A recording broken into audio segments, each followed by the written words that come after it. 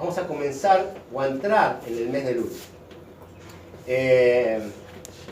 Estaba comentando fuera hace un ratito que el Señor nos habló claro con este tema, ¿sí? Nos habló claro, ¿no? Miren, siempre nos toca en particular estos temas. Siempre, cada año, en el sexto mes, que es el mes de Elul, el sexto mes que es el mes de Elul, siempre, antes de llegar, uno se va preparando y se va perfilando. ¿Por qué? Porque el mes de Elul es muy importante y es especial.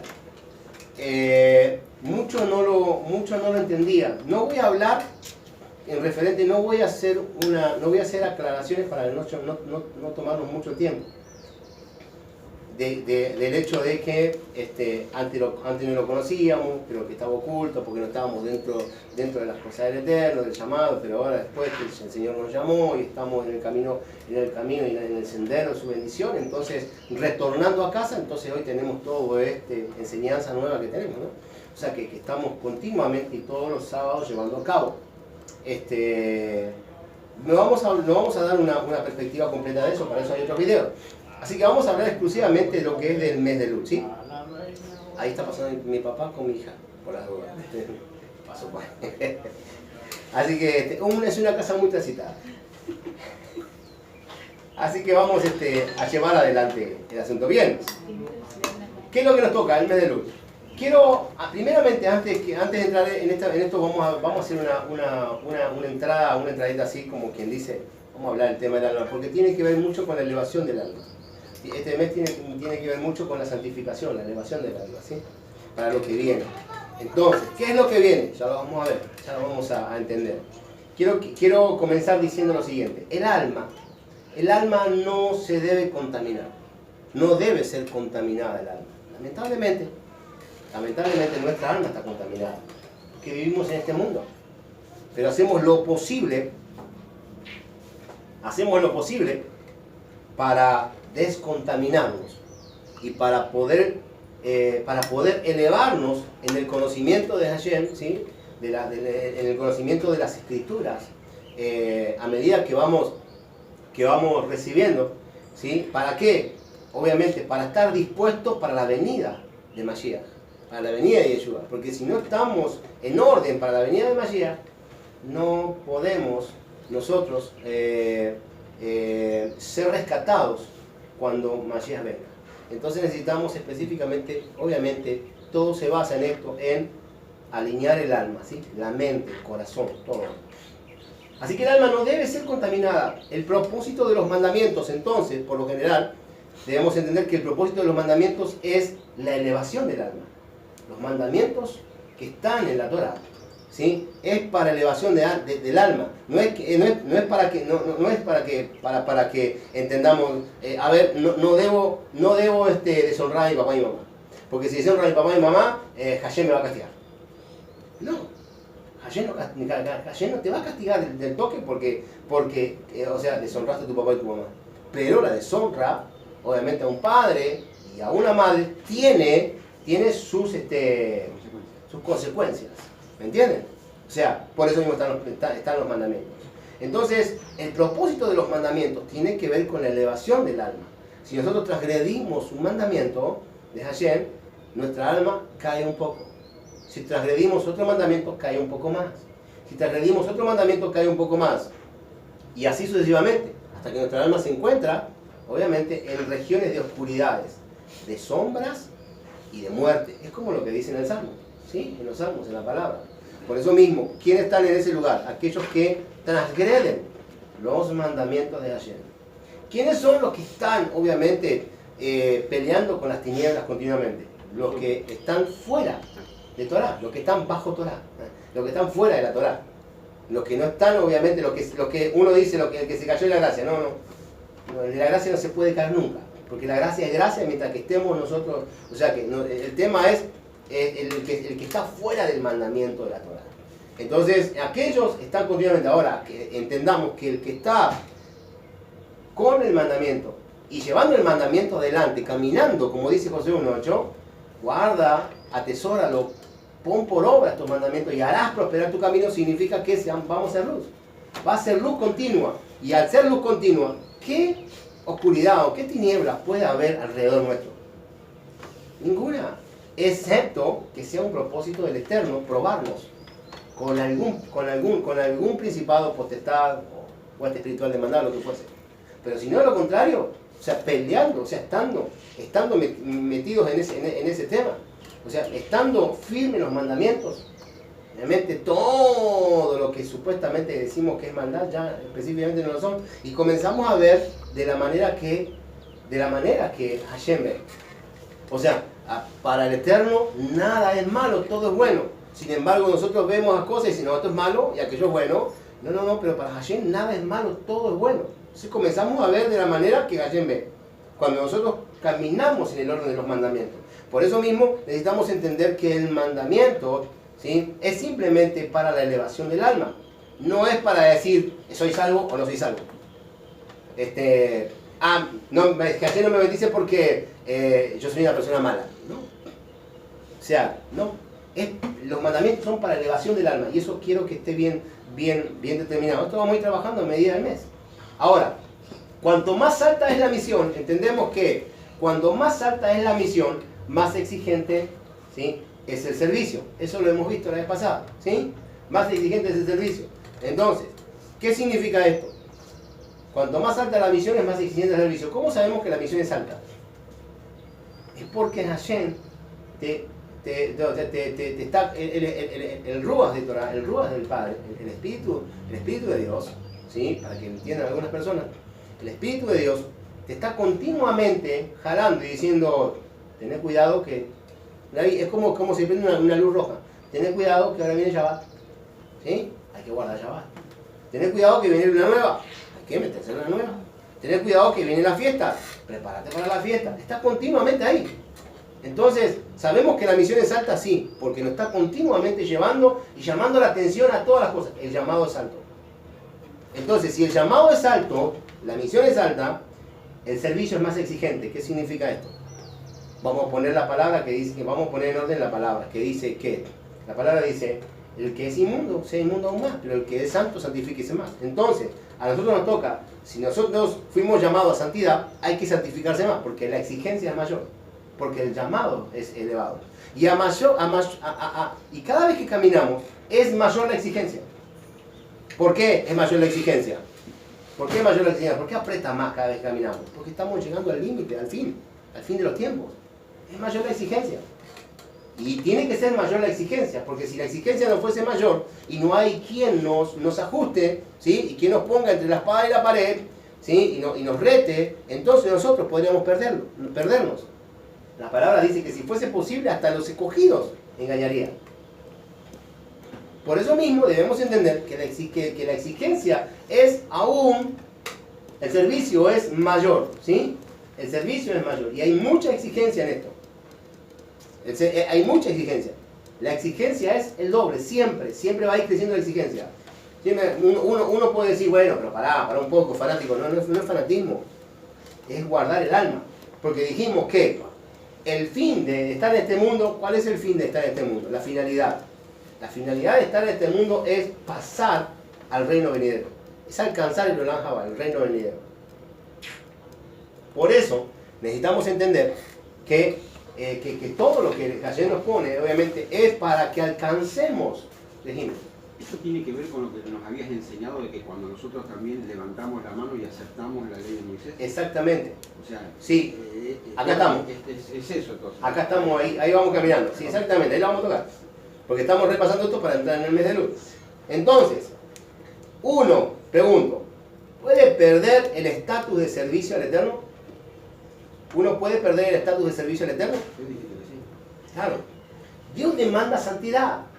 A uno, cuando Dios demanda santidad a una persona, Dios también demanda santidad a la familia de ese uno. Porque la familia está involucrada. El llamado no es a uno, el llamado es a la familia. Exactamente. Cuando Dios llama a uno, llama a la familia. Serás salvo tú y toda tu casa, dice la palabra.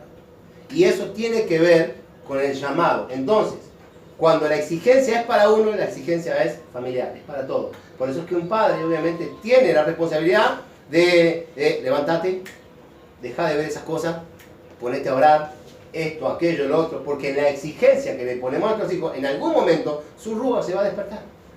Pero si nosotros no lo exigimos y no estamos ahí, no estamos ahí, o sea, obviamente, no se va a despertar nunca. Entonces, ¿qué tenemos? ¿Qué podemos llegar a tener? O sea, esos padres que dicen específicamente, esos padres que por ahí dicen, yo sirvo al Señor, sí, pero oremos por mis hijos porque mis hijos están descarriados. Yo eso no lo acepto. Ah, yo sirvo al Señor, dice la esposa, pero oremos por mi marido porque está descarriado, chupa mucho. Tampoco lo acepto. O sea, y pueden hablar de lo que quieran, pero yo soy testigo, obviamente, y acá somos fieles, obviamente, no solamente somos testigos, sino que también somos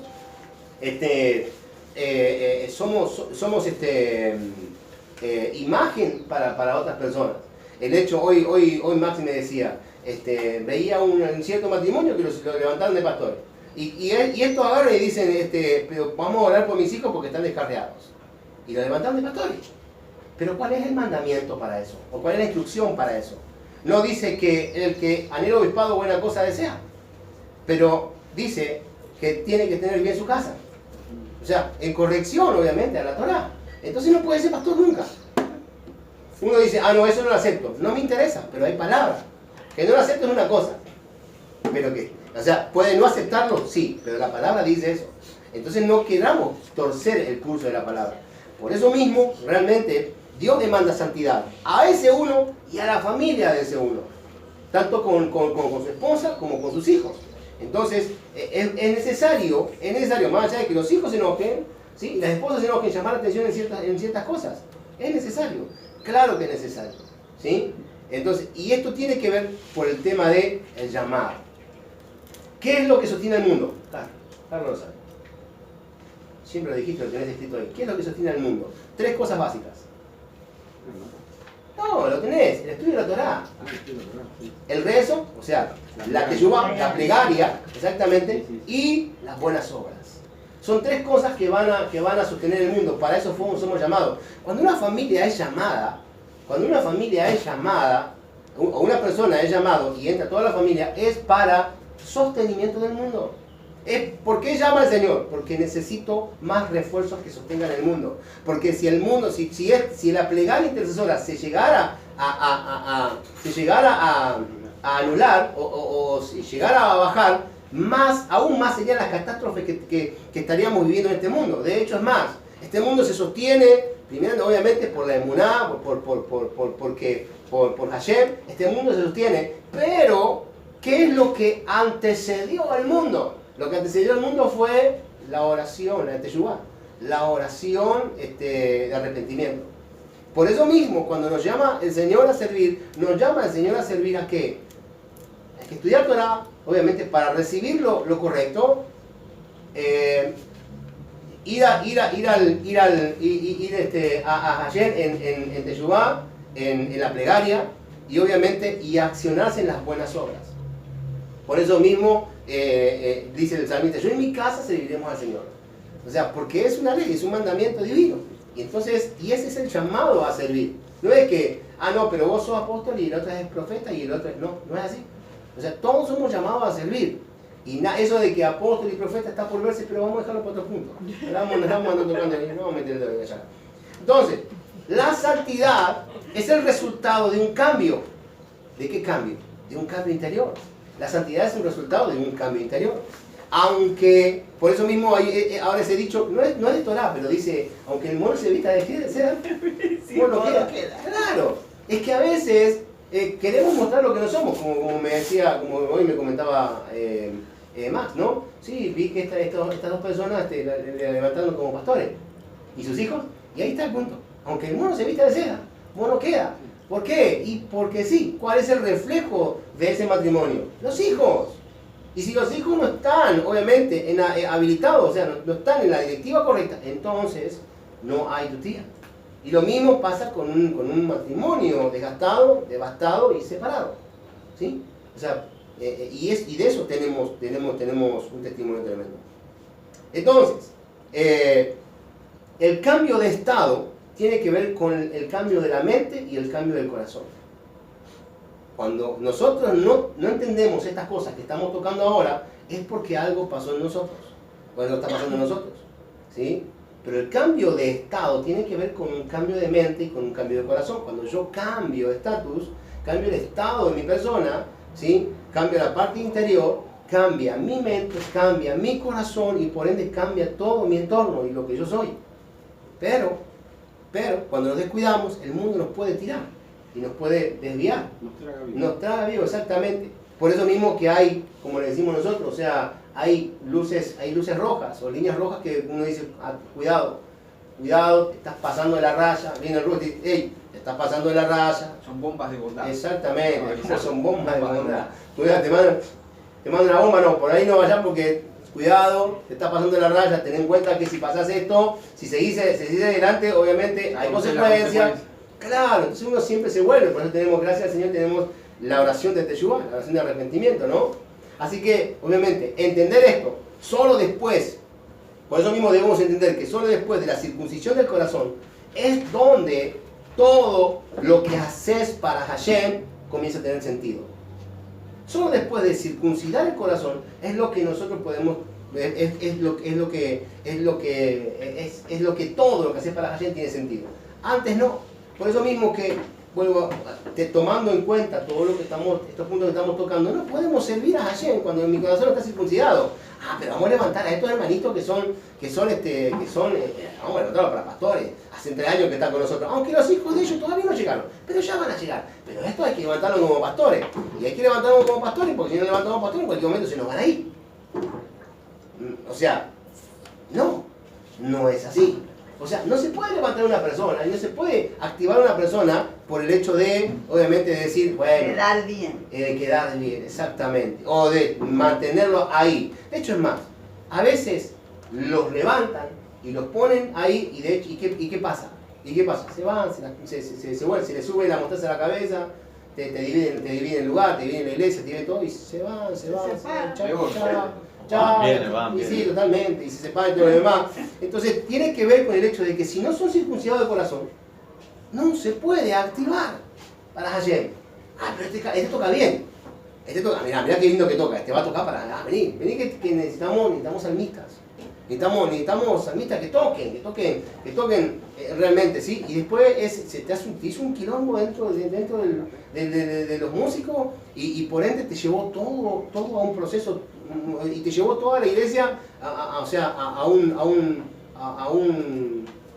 una discoteca. Al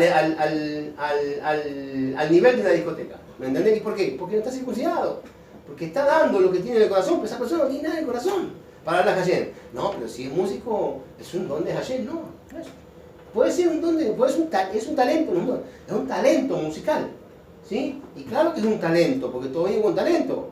Pero realmente, o sea, no alcanzó, no está circuncidado el corazón, no está afirmado en los caminos del Eterno, no puede servir y punto.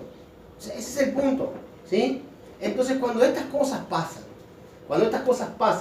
obviamente nos sentimos en la obligación de tener que, tener que bajar los decibeles, cuando estas cosas comienzan a pasar, bajar los decibeles, comenzar a ver y decir, bueno, a ver, hay algo que debemos hacer y que debemos comenzar a tocar porque estamos tocando fondo. Nos tendríamos que dar cuenta que estamos perdiendo la humildad. Estamos perdiendo la humildad, estamos perdiendo, no, y de hecho es más, estamos muy altivos espiritualmente.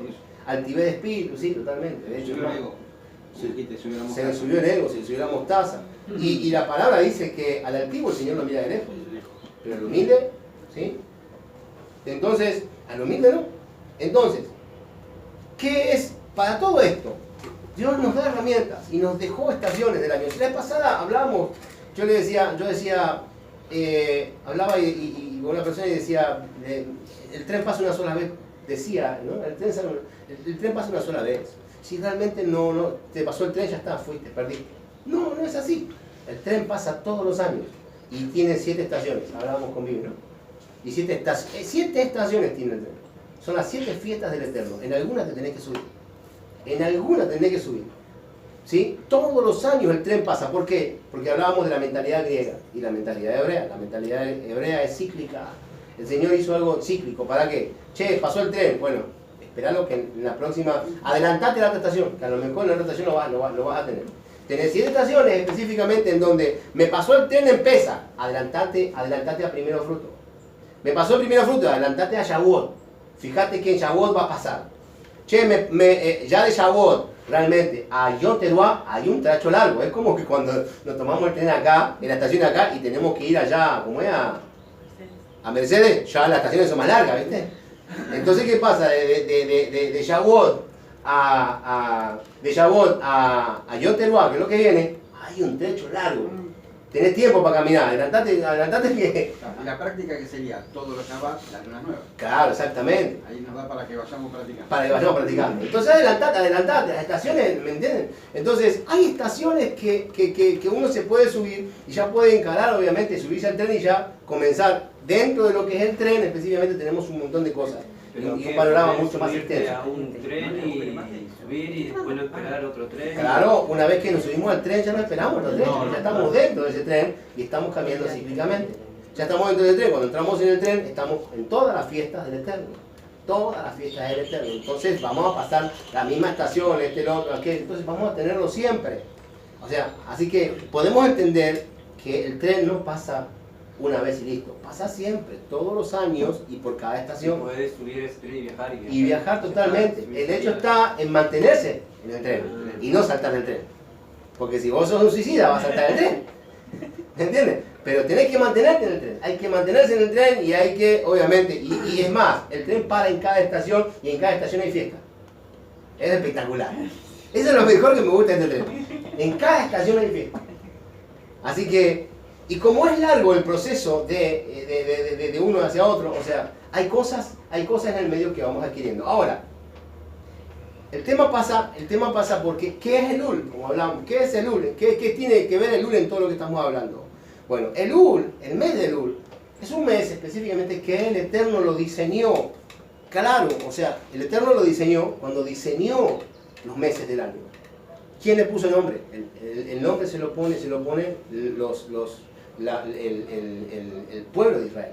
Ellos pusieron el nombre cuando estuvieron en la dispersión. Le pusieron el nombre a los meses. Pero esos nombres no fueron puestos por casualidad. Porque nada de lo que está dentro de la Torah es por casualidad. Porque si no, no se hubiese escrito así. El Señor dijo específicamente, y será este el primer mes del año. Para todos ustedes. Primer mes, segundo mes, tercer mes, cuarto mes. Él no dijo, será Aviv el primer mes del año. No, será este el primer mes del año, pero los israelitas le pusieron Aviv, y así fue escrito, Aviv, el primer mes del año. El año empieza en Pesaj, ¿sí? El primer mes del año empieza cuando en la estación de Pesaj. Entonces, obviamente, el mes de Elul viene a caer en el sexto mes. El sexto mes tiene que ver, obviamente, con el calendario hebreo. Dentro del calendario hebreo tiene que ver con el mes de Elul. El sexto mes tiene que ver con el mes de Elul. Y no solamente es el sexto mes, sino que también es el último mes del año. ¿Cómo podríamos explicar esto? Porque el pueblo de Israel dice Yom Teruah y celebramos Rosh Hashanah. Rosh Hashanah, que significa fin de año. ¿Me entienden? Rosh Hashanah. Esto es Rosh Hashanah, cabeza de año. Pero fin de uno, comienzo de otro. ¿Sí? Rosh Hashanah. ¿Cómo es esto? Si en la palabra dice que el primer mes del año para nosotros es Aviv. Sí, pero el tema pasa de que Yom Teruah, o Rosh Hashanah, Yom Teruah, es el año profético. Porque la palabra es profética. Es el fin, o sea que el sexto, Elul, tiene que ver con el 12 y tiene que ver con el 6. Pero el sexto, en relación al último mes del año, es el último mes del año profético. O sea, es el último mes del año el que nos prepara para ascender si es que Mashiach viene a buscar a su pueblo. Eso es Elul. Dentro del calendario hebreo, como Dios lo determinó, es el sexto mes del año. ¿Sí? Y tiene que ver con las cosechas.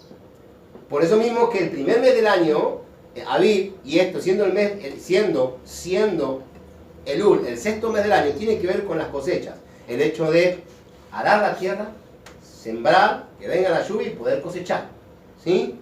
Tiene que ver con eso. Pero, proféticamente hablando, espiritualmente hablando, prácticamente hablando, es el último mes del año. ¿Sí? El año profético.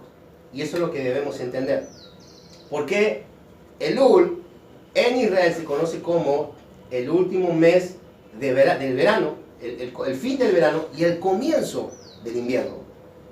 El comienzo de las fiestas de otoño, invierno, otoño. Ese es el punto. Entonces, Elul tiene una raíz. La raíz de Elul, la etimología de la palabra, tiene que ver con el hecho de buscar.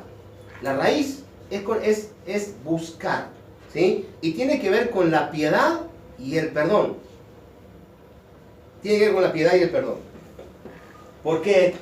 Porque el hecho de buscar y el hecho de la piedad y el perdón. Ya vamos a ver. Elul nos prepara para recibir el mes de Tisri, como hablábamos, el séptimo mes. O Rosh Hashanah, como hablábamos, que es Yom Teruah. Porque Rosh Hashanah, el mes de Tisri, ¿sí? Es Yom Teruah. Viene en el séptimo mes. El séptimo mes entra, cuando entra Tisri, que es el séptimo mes, obviamente entra ya Rosh Hashanah. Pum, y después, 10 días después cae, creo que 10 días después, por ahí 15 días después, no sé, me acuerdo muy bien, tenemos que ver la fecha, en este año como cae Yom Teruah. El día, el día de la trompeta, que tiene que ver con el día de la trompeta, ¿sí? Y esto, obviamente, hay que entender. ¿Por qué el día de la trompeta? ¿Por qué el día de la trompeta? Y porque en Apocalipsis está declarado que al sonar la final trompeta, ¿sí? O sea, el pueblo de Israel será recogido. El pueblo del Eterno será recogido, ¿sí? Aquellos que estén preparados, no todos. Por eso que hablábamos del hecho de la elevación del alma, la preparación y todo lo demás. No todos. Pero aquel que esté preparado será recogido. Y Yeshua lo elevará y se reunirá con Yeshua en las nubes, en los aires, como dice la palabra, ¿sí? Ahora, por eso mismo debemos entender que Elul, siendo el sexto mes, nos prepara para esa fecha. Para cuando el Mashiach venga. Nos prepara Elul para cuando el Mashiach venga. Este tiempo, ¿sí? En Israel marca, como dijimos, el final del verano y el comienzo del otoño. Elul es una preparación para los tiempos designados. Tiempos designados por Hashem. Como lo que estos tiempos son las festividades que vienen, que son las festividades conocidas como las festividades de otoño. ¿Y cuáles son? Yom Teruah, que es el día de la trompeta. Yom Kippur, que es el día del perdón. Y Sukkot, que es la fiesta de las cabañas, que tiene que ver con el milenio. O sea que lo que nosotros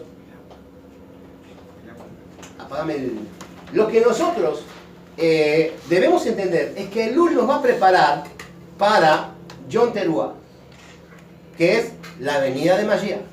Si estamos preparados correctamente, entonces seremos rescatados por Mashiach y seremos elevados. ¿A dónde vamos? La próxima estación es Yom Kippur. Yom Kippur, que tiene que ver con el día del perdón, o sea, proféticamente hablando, Yom Kippur lo celebramos acá con un ayuno. Se celebra porque nos preparamos para el juicio, para estar delante del gran trono. Somos elevados y ¿qué? ¿Cómo dice la palabra? Todos pasamos por ese gran trono. Y entonces, por ende, somos llevados al gran trono. Si somos elevados, vamos a ser llevados al gran trono. Si no fuimos elevados, no esperemos que entremos en ese proceso. O sea, rápidamente. No es que no. Pero toda persona pasará por el trono. Los que son elevados y los que no. Por el gran trono blanco, o sea, por el juicio. ¿Sí? Pero, abogado tengo en Mashiach. Abogado tengo en Mashiach. ¿Sí? Porque el que aboga por aquellos que fueron elevados, tienen abogado.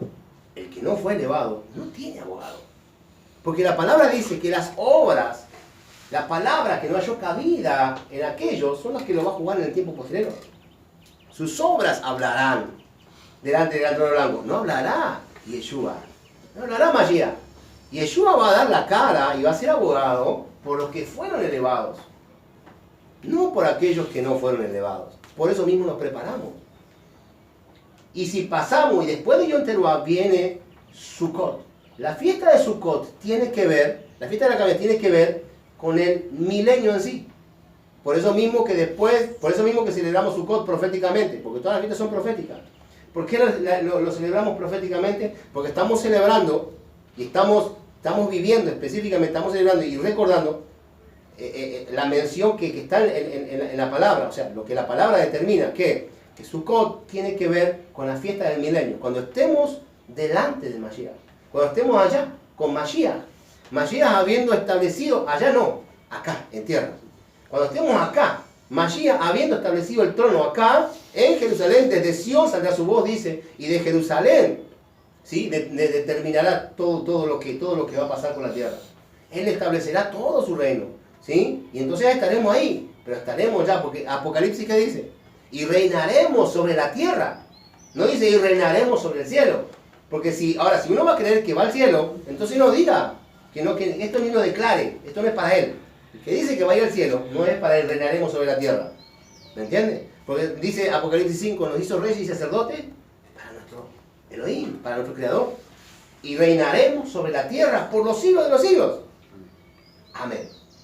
¿Me entienden? Entonces, Sukkot hace mención a esa festividad. Sukkot hace mención al milenio. Esa festividad de Sukkot, mejor dicho, hace mención al milenio, a lo que viene, a lo que vamos a vivir, el milenio. Y en ese milenio seremos longevos. Porque nuestra edad se va, obviamente, a extender. Así que no viviremos 60, 70 años, 80. Quien tiene suerte es 90. Igualmente yo me paro en la palabra del Señor. 120 años serán 120 días serán tus años. 120 años serán tus días sobre la tierra. Yo me paro en esa, Yo me paro en esa. Si el Señor no viene, déjame 120 años que vamos a seguir trabajando con la palabra. Así, pero hay que cuidarnos para todo eso. Hay que cuidarnos para llegar, ¿me entienden? Y si lo llevas al campo literal. ¿Entienden? Ahora, si lo llevamos al campo, vamos a traerlo al campo literal, ¿sí? La fiesta del Señor. Nos preparamos en el Elul. Ahora vamos a ver la preparación y todo lo demás. Nos preparamos en el Elul, ¿para qué? Para llegar a Yom Teruah. No vino el Señor. No vino el Señor este año. Gloria al Eterno, porque tenemos, obviamente, no vino el Señor este año. Tenemos tiempo para seguir predicando. Para seguir avanzando en la búsqueda, ¿sí? De aquellos que están perdidos. Sí, no viene el Señor, seguimos adelante hacia Yom Kippur. Vamos a hacer.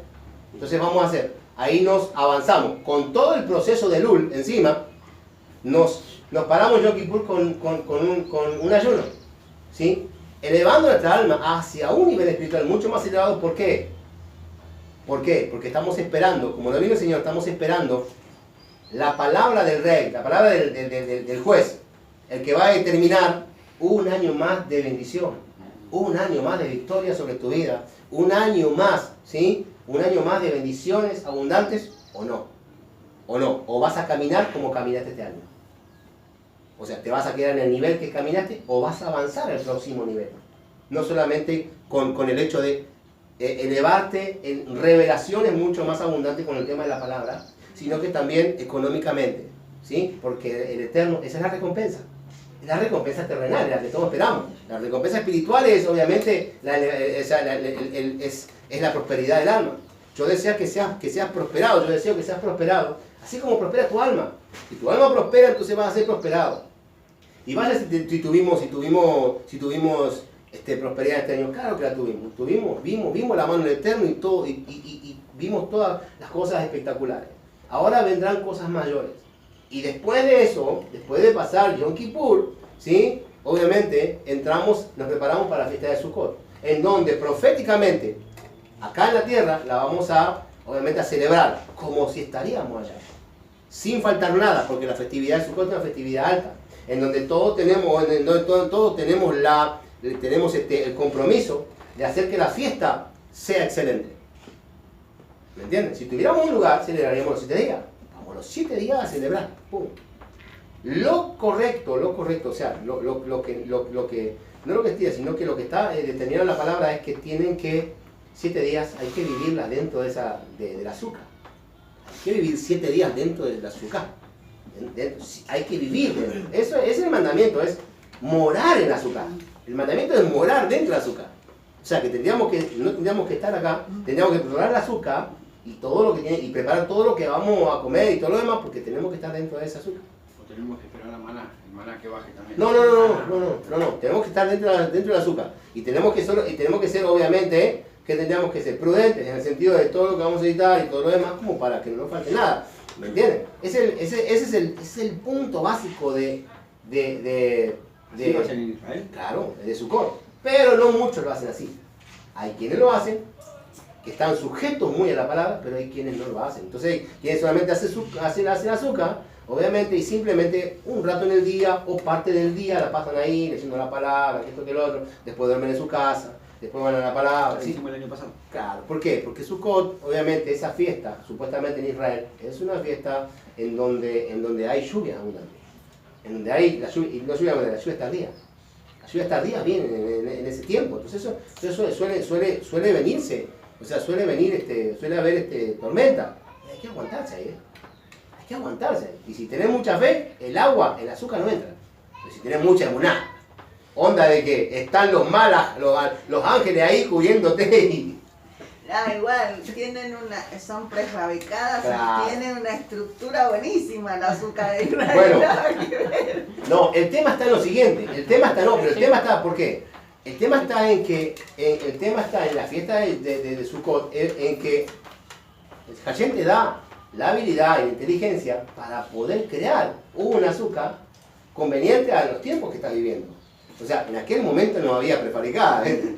En aquel momento eran ramas, todo lo demás. Hoy mínimamente tiene que haber ramas dentro del techo, todo lo demás, y arriba del techo todo, que son, pero realmente no tiene que haber gas, no tiene que haber electricidad, porque acá la intención es vivir bajo, no como esa época, bajo la directiva del Eterno. El gas te lo da el Estado, la luz te lo da el Estado, no, vos tenés que vivir bajo la directiva del Eterno, estar sustentado por él, ¿me entienden? Esa es la intención del azúcar. Mínimamente, por eso digo mínimamente, obviamente por lo menos hacemos que parte del día podamos estar ahí. Esa es la función literal. Y cuando lleguemos al tema de Sukkot, vamos a explayarnos más. Así que el uno nos prepara para ese tiempo, ¿sí? Nos prepara para ese tiempo. Hay que entender, ¿sí?, que es muy importante prepararnos para Yom Teruah. No es como lo hemos creído siempre. Viene el Señor y nos vamos con él. No, estamos acá. No es así. Hay que ser consecuentes. Hay que ser diligentes. La palabra del Señor dice, esfuérzate y sé valiente. Y después dice, vuelvo a repetir la segunda, esfuérzate y sé muy valiente para guardar y poner por obra todos los mandamientos. Ah, pero eso está en el antiguo pacto. Bien, si está en el antiguo pacto, como siempre digo, rompe tu Biblia, tira el antiguo pacto a la basura, quemalo, haz lo que quieres y manejate con el nuevo. Pero el nuevo, al fin y al cabo, si lo sabes, si tenés una buena revelación del nuevo pacto, el nuevo pacto te dice específicamente que todos los mandamientos hay que guardarlos, porque el apóstol Pablo habla de todo eso. Entonces debemos entender claramente lo que dice la palabra, ¿sí? En Israel se conoce como un mes de contabilidad. En Elul, en Israel se conoce como un mes de contabilidad. ¿Qué es eso? Hacer un recuento de todo lo que has perdido y todo lo que has ganado, ¿sí? Buscar las fallas y hacer una corrección en la economía de tu casa. Buscar las fallas y una corrección de la economía de tu casa. Es un tiempo de introspección. Es parte de lo que tenemos que hacer. ¿Por qué? Porque la economía es muy importante para hacer. Muchos dicen, bueno, las riquezas, no, yo no quiero riquezas, yo soy humilde. Yo quiero las riquezas de ayer. Yo siempre digo, yo las quiero. Señor, enséñame cómo recibir las riquezas. Siempre lo decimos acá. ¿Por qué? Ah, pero tu corazón está detrás de la riqueza. No, mi corazón está detrás de Hashem. Pero, Señor, es importante entender que debemos orar por esas riquezas. ¿Por qué? Porque si tenemos una buena economía, no vamos a pecar. Porque la raíz de todos los males es el dinero. Y eso es lo que hay que entender. Como la raíz de todos los males es el dinero, si tenemos una mala economía, vamos a pecar todos los días. Y eso nos hace caer. Y hace que el alma nuestra vaya para abajo y no para arriba. ¿Me entienden? Entonces, por eso mismo, obviamente, se hace una contabilidad. ¿Hasta dónde estamos? 40 a 30 segundos. Bien, cortar ese video, vamos a la próxima.